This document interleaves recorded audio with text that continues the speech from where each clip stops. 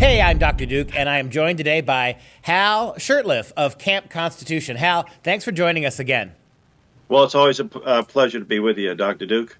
Now, Camp Constitution, you were a major player, so to speak, in the Straight Pride Parade in Boston. That has made international news, of course. A lot of hurt feelings. Antifa even bothered to show up to protest you. Talk a little bit about, first of all, what was the purpose of the Straight Pride Parade, and how hard was it to get Boston to accept this? Well, a little background.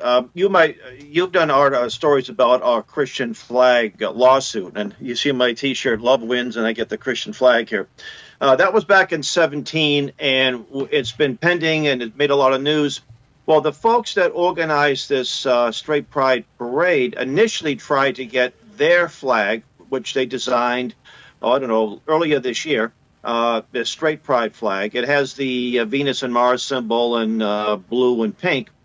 And they tell me that they were motivated by our lawsuit and our Christian flag to see if they would raise the Straight Pride flag. And they were officially denied on the concept of unapproved government speech. So transgender flags and rainbow flags are approved government speech, but not Christian flag or this newly minted Straight Pride flag. And by the way, there are various versions of Straight Pride flags. If you go on to Google Images, you'll see some. This is something they made.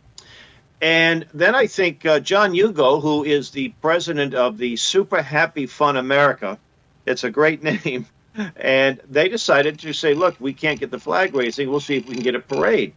And most people said, oh, come on, never going to happen. And he said, not only will we do pursue this, but this will make national and international news. And my goodness, it did. It went viral.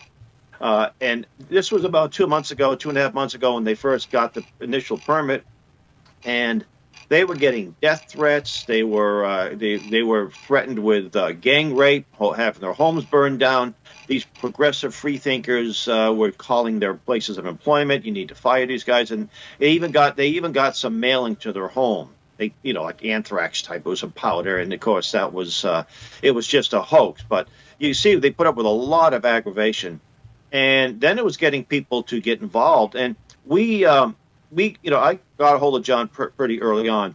And by the way, there were a few of their participants and speakers that I would not have invited, but it wasn't my event. So anyway, they finally got the permit, and they had a guarantee, of course, safety.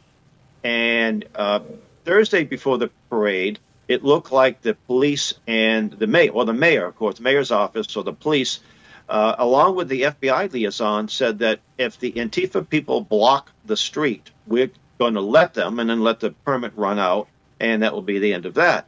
And they said, John and his guys said, nothing doing.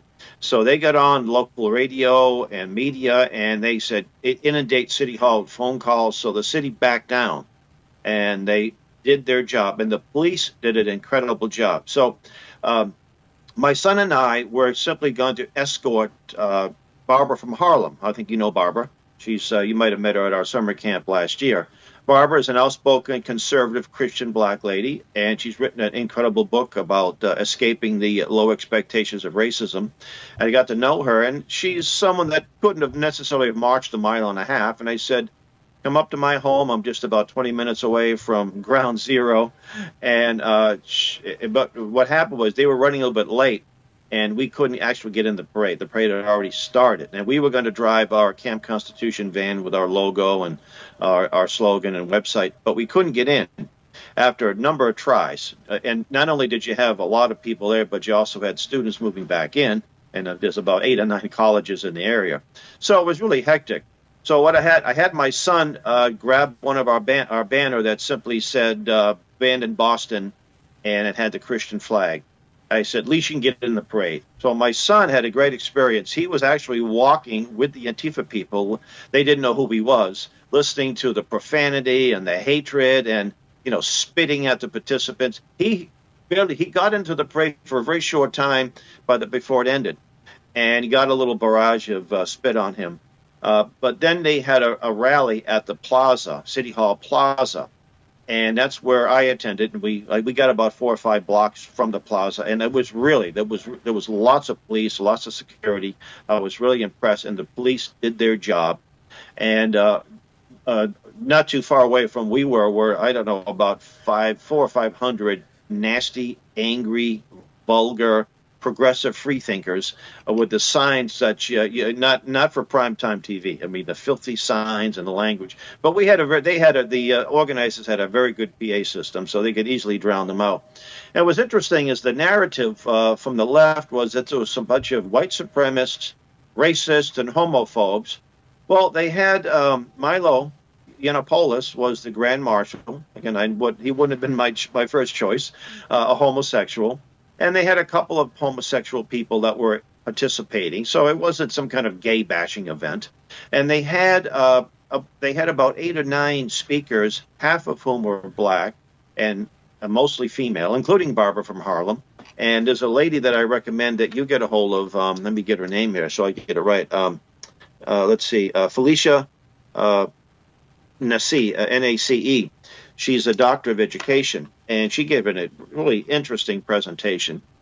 And then then Milo was the last one to speak, and he actually made some interesting comments about the need for that America was founded by Christian values, and he actually read a list of things that homosexuals, stats and figures about homosexuals, but it was not in a negative way.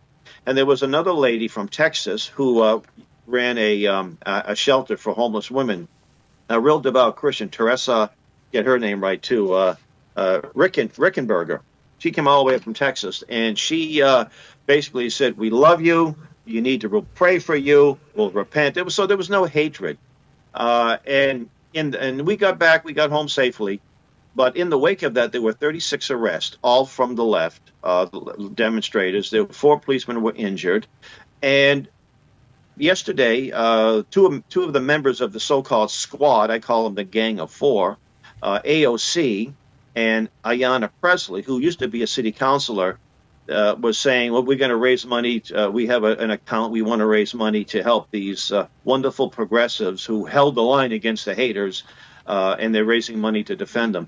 Thankfully, the judge would not drop the charges or reduce the charges, and that was in the papers today and yesterday. Online stories about how the attorney, Suffolk, the sheriff, who's a very far leftist, wanted everything dropped, and they wouldn't do it. And the police union or the Patrolmen's Association stood their ground.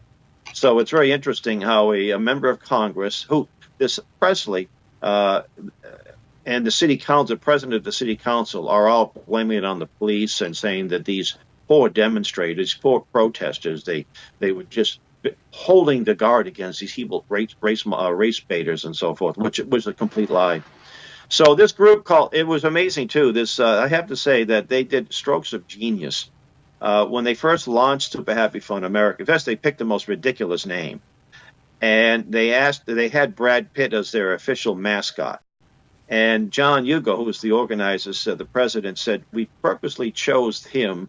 We wanted to get his attention. We knew that he was a leftist who would not participate.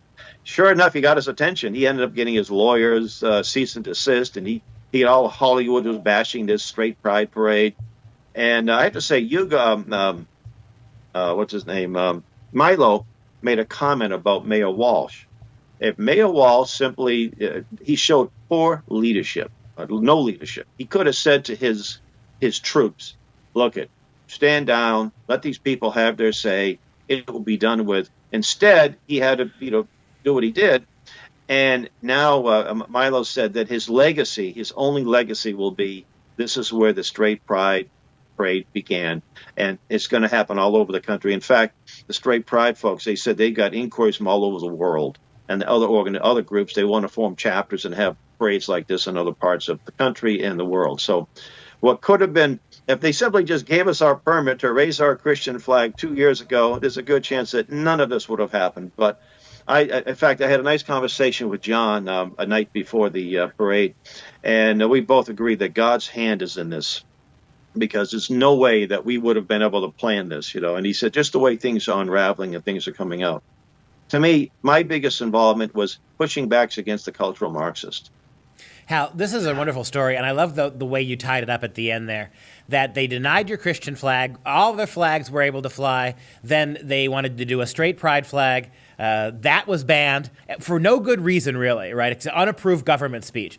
And then Government speech, right. Then it becomes a parade. They try to stop the parade. Before I let you go, how many, the Antifa really outnumbered the marchers, right? How many people marched in the parade, and how many Antifa would you think? I don't know the exact number because I was at the rally and I could only see a little bit of the parade. Like I said, we did our best to get in. There was probably 300 to 400 in the parade. And a lot of them, especially there was a Trump Unity Bridge float, and they had no place to park, so some of those folks just left. So, and there were some people that were really concerned about safety and probably would have shown up, but decided not to.